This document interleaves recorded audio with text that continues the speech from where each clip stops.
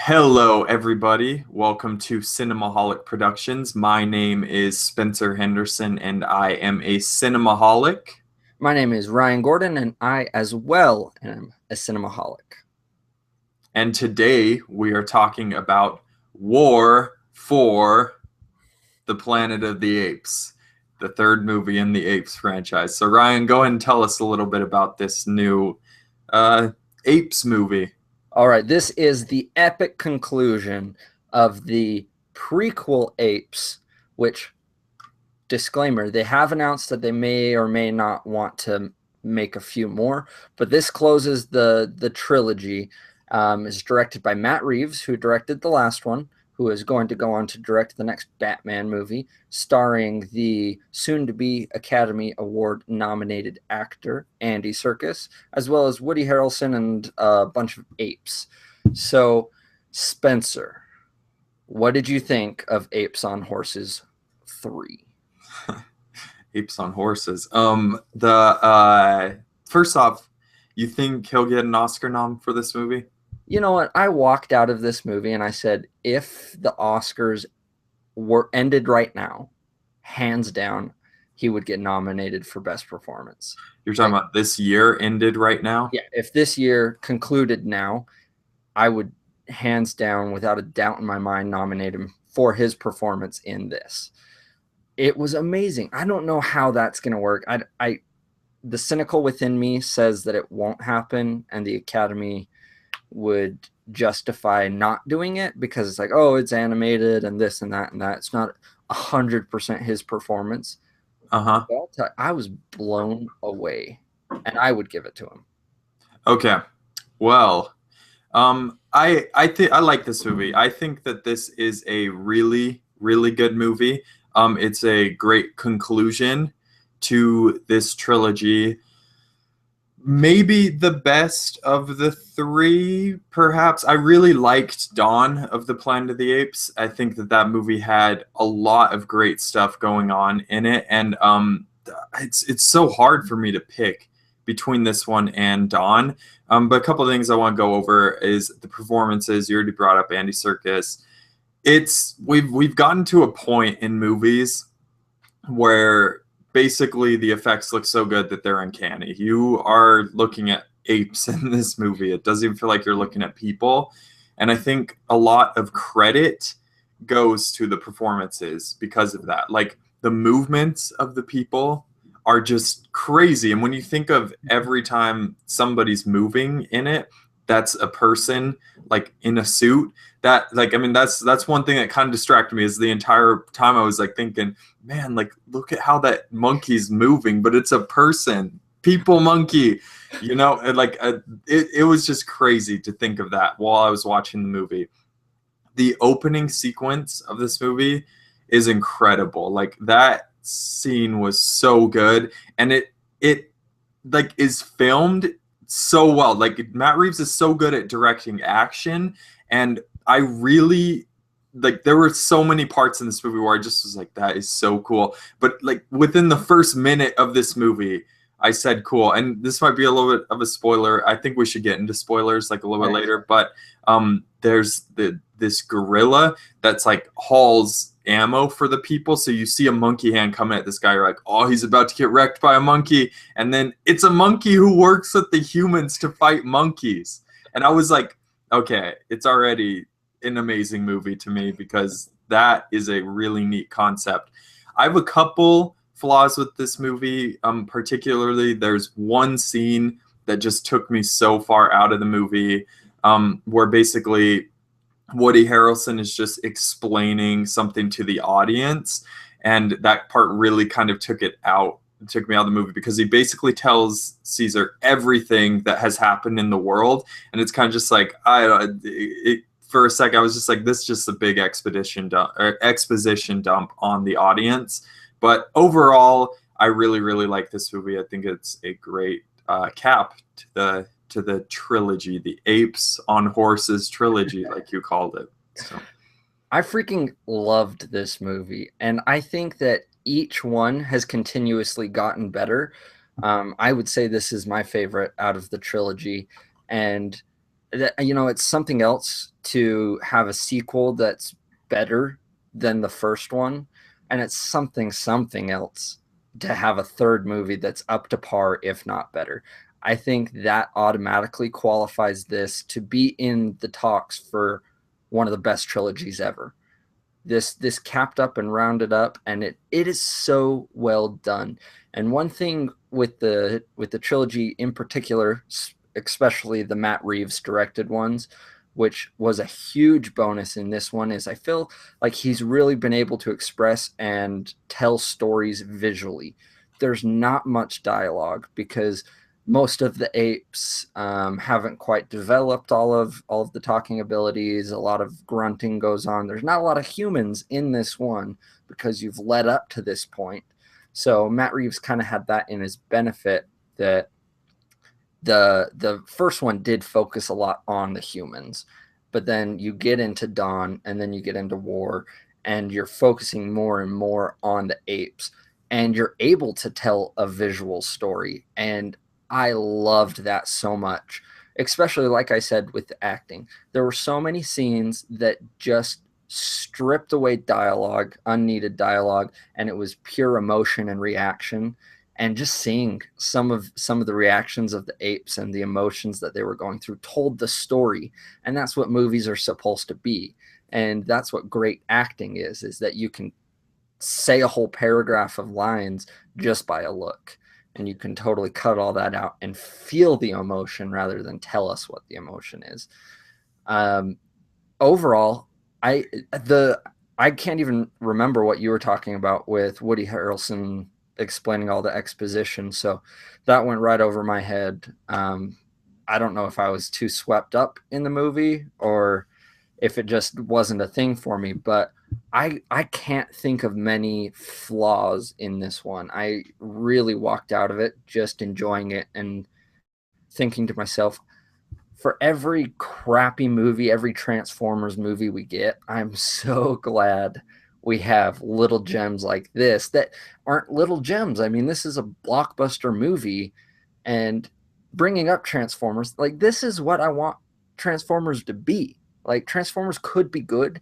We want to go see a Transformers movie to see Transformers, but they always focus on these dumb human characters. This is an apes movie, and that was so awesome. There were parts where I couldn't tell if it was practical effects or if it was all CGI. There were a few shots of like baby monkeys that I was like, that has to be real. Like, there's no way that's not a practical monkey. And it blew me away. I'm in awe at the things that they were able to accomplish. And I think Andy Serkis should receive a lot more praise than he's gotten. He's a brilliant actor, and he's kind of a weird looking dude. So I'm glad, like, he's got all these motion capture things that can just, I think on his own he probably wouldn't be a huge superstar, but this he owns the motion capture world. So I don't know. That's my thoughts. Do you have any additions? Yeah, I was a couple things I forgot to bring up. The score of this movie by Michael Giacchino is Uh-huh. incredible. I loved the score in this movie, and it's so good that I mean, I usually sometimes I'll go the entire movie without even realizing there was a score. And in this movie, there were so many sequences that just like really the music was so good and so powerful and added so much to the scenes. And like you said, a lot of this movie doesn't have too much talking. Um, it's very expressive performances, and I really also dug that. This movie is also really epic in scope and scale. It almost reaches like biblical epic at some points. The whole entire I read it. I read a tweet. I'm pretty sure it was a tweet that said this movie should be called Exodus of the Apes, and that's kind of true. Like there are lots of it's almost like allegorical for events in history, and I thought that that was really neat the way that they kind of handled that. Should we move into spoilers? You want to move into spoilers? Yeah, I do want to just touch on the score really quick. I as well loved the score. Giacchino has been kind of a hit and a miss for me. For everything like this that's so good, there's been a Jupiter Ascending that's like meh. wah, wah. But and even like his last few ones, I liked the score for Spider-Man Homecoming. But Rogue One, I wasn't a huge fan of the score. So I don't like I liked it, but it didn't feel like the John Williams, that we're used to. I don't Man. know. Hate me. Throw No, some no. I love the score of Rogue One, but that's a different topic. We'll talk about that later. So spoilers, ready to move in? Yep. Okay. So one thing I kind of wanted to bring up about this movie that's kind of a flaw for me in a way, but not really a flaw, but it's just the title of this movie is horrible, if you ask me, War for the Planet of the Apes, because there's not a war like really between the apes and the human versus humans. And that last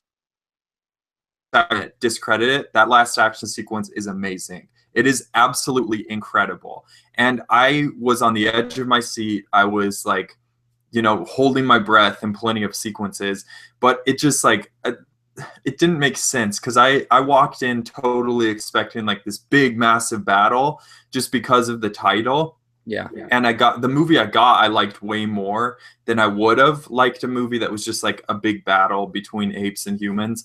But I think that the title of this was just awful. Like it made no sense whatsoever to me. Right, especially building off of what Dawn was. And the marketing for this movie, it really did make it lean towards a war, a giant. This is the epic conclusion of this trilogy, and that's what everyone really thought. But this was a very well paced and methodically thought out, a journey, and it was a very character piece for the apes rather than the war. So I agree with you 100% on that. Shouldn't have been called War. I don't come up with good titles. I don't know what I would have called it, but it's sending you in a wrong direction with that. Right, and it might throw off audiences. Is all I'm saying. Like I said, the movie that we got way better than what I feel like we would have gotten if it would have lived up to the title.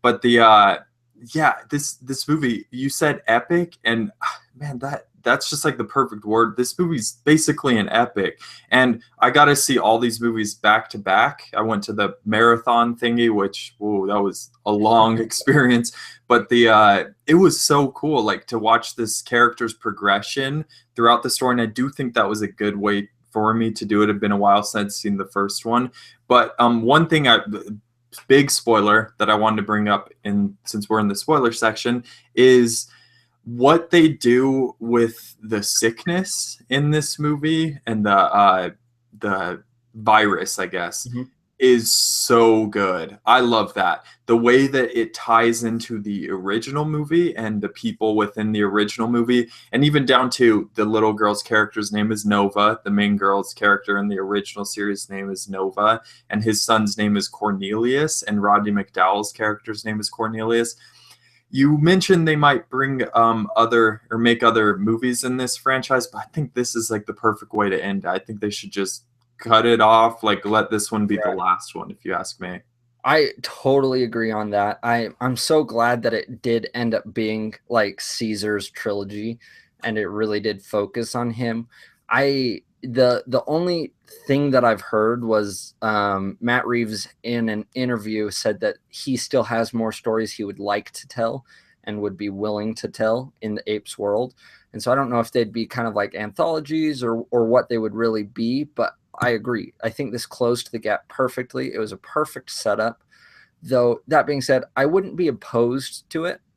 I don't think they have to make more by any means, but if they disconnected it enough, we've got our perfect trilogy. We've got the originals. If they threw something in there that didn't really work, I'd be okay with it because I could always just not buy the Blu-ray and still have my perfect set. So that's that. But I love how well it was able to tie in and flow. And I haven't watched the original Apes, so that's my next task is I'm going to jump into that and I'm going to see, and maybe I'll skip the Tim Burton one, but yeah, skip that one. This doesn't quite reach the dramatic and epic scope of Beneath the Planet of the Apes.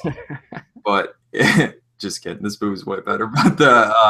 But Beneath the Planet of the Apes still has that nostalgic grasp on my heart. So that scene I was talking about, the one with Woody Harrelson, yeah, it really took me out of the movie. And the thing that bugged me so much about it's the scene where they take Caesar off of like the I guess the kind of like cross thing they have him on, which is another kind of just like seemed really like biblical Right. in a way. But they so they take him off that and they take him inside, and then Woody Harrelson's basically like, here's everything that's happened in the world over the last like 10 years, and here's everything about my psychological standing with When me he's having talking to about kill his my son. son. Yeah. And the whole I mean, it was information that was given to us well enough. It reminded me a lot of The Bridge on the River Kwai, which is a movie I just recently watched for the first time, but that sequence was a lot like a big sequence in the movie The Bridge on the River Kwai. And the thing that I just wish they would have done a little bit more is we could have gotten some of that information. Like we needed the whole piece of information that the humans were coming to attack them. That was something that we needed to learn at some point. But I wish we could have just had a couple more scenes showing how evil Woody Harrelson is rather than kind of having him tell us. Because there's that scene where he straight up executes that ape, like shoots it in the head. And this movie's bleak. Like for a summer blockbuster, this is one of the bleakest things I've seen in a while. It has like genocide, execution, suicide is in this movie. And it like I really dug that. And I wanted a little bit more of that. I wanted them to go a little bit further. This like is not a kid's movie. This is a straight up like adult sci-fi franchise. I feel like even though it's like PG-13, I still think that this movie is like, holy cow, this thing's bleak. But yeah, I don't know. That's kind of my gripe with it. I think that is what really did it for me. And you know, the Bad Ape I was really nervous about, and in some of the marketing and stuff, I was like, you're gonna have that kind of a character? Come on. But he actually really worked for me because it is so bleak and because it's so freaking depressing. It was nice to have that Bad Ape kind of character that was just kind of dumb and comic relief, but it really did work because, like you said, it does go so depressing, and the whole story is so bleak that it's like, I need a breather. So it was nice to have that, and I feel like they were able to balance that enough for me, the darkness as well as little bits of humor, enough to get you through this, like we've been saying, this epic. I mean, it's 2 hours and 20 minutes. This is an adventure. This isn't something you just pop in. You got to dedicate some time and mentality into seeing this movie. So if you're okay, I'm going to go ahead and score it. Yeah, let's go ahead and do that. I'm gonna give this a 9 out of 10. I really enjoyed this experience. I enjoyed the trilogy. Like I said, I think this should be in talks for one of the best trilogies made because they just are all high caliber quality movies. So 9 out of 10. Yeah, I am going to go ahead and give this movie an 8.25 out of 10. I really also thought that this was a pretty great movie. Just a couple little nitpicks here and there. And yeah, I can't decide between this or Dawn, which one's my favorite of this new trilogy. But I do think, yeah, this is one of the better trilogy. I really like the Dark Knight trilogy. I also really like the Lord of the Rings trilogy, obviously. But this like is up there as far as like recent modern trilogies go. It was really impressive. So yeah, guys, that's War for the Planet of the Apes. Tell us what you thought of this movie in the comments section. We got a big movie next week. What is it again? Dunkirk. Oh yeah, Dunkirk, the new Christopher Nolan movie. Who is like every geek who doesn't know too much about movies' favorite director of all time. So. It does look good though. I'll give you that. And then you said you were excited for Valerian. I'm not, but hey, we'll go see it anyways and we'll talk about it. Valerian is going to be awesome. I feel like I have confidence that I heard it's kind of getting a little bit of mixed reception, but that only fuels my want to see it. So you guys, I will tell you, I had a funny conversation. This is really quick because it's off topic. I had a funny conversation with Steven last night. We were talking about the runtime for Valerian and the runtime for the alleged, I haven't checked into this, runtime for the Dark Tower. And Valerian's like 2.5 hours. And I think the Dark Tower is like 89 minutes or something like that. And so we were just like the joking Stephen around. King adaptation of the Dark Tower is 84. 89 is what he said. I haven't checked into it, but we were joking about taking 30 minutes off of Valerian and just throwing it onto the Dark Tower to even things out. I bet you Valerian's going to be good. I think everybody's freaking out over something that's going to be a solid action sci-fi movie. That's going to be. I hope. I hope. I love sci-fi action. I mean, I just talked for like 20 minutes about this movie. I love it, but I don't know, man. Okay, all right. Well, I'm glad I haven't watched trailers because it sounds like those might have warped your view of it. So yeah, guys, tune in next week because we'll probably have an interesting conversation about Valerian. Ryan might have his hater pants on. I also might have my hater pants on, but then Dunkirk, you're definitely going to want to tune in and watch our discussion on that one. So you can follow me on Twitter at SpinnyHind. Ryan, where can they find you? I'm trying a few new things out. So if you have any of these things, go ahead and follow me. It's at Rye_Gordon on Twitter, Letterboxd, and Stardust. I haven't done anything with Stardust yet, but I'm excited for it. And I'm going to start doing, I've been doing the binging of Game of Thrones. I'm not going to make it in time for the premiere episode tomorrow, but I hope I will for the episode 2. But I'm going to start doing trailer or video reactions and episode reactions for every episode leading up to it. So we'll see. Follow me on Stardust. All right, guys. Until next time. Bye. Bye.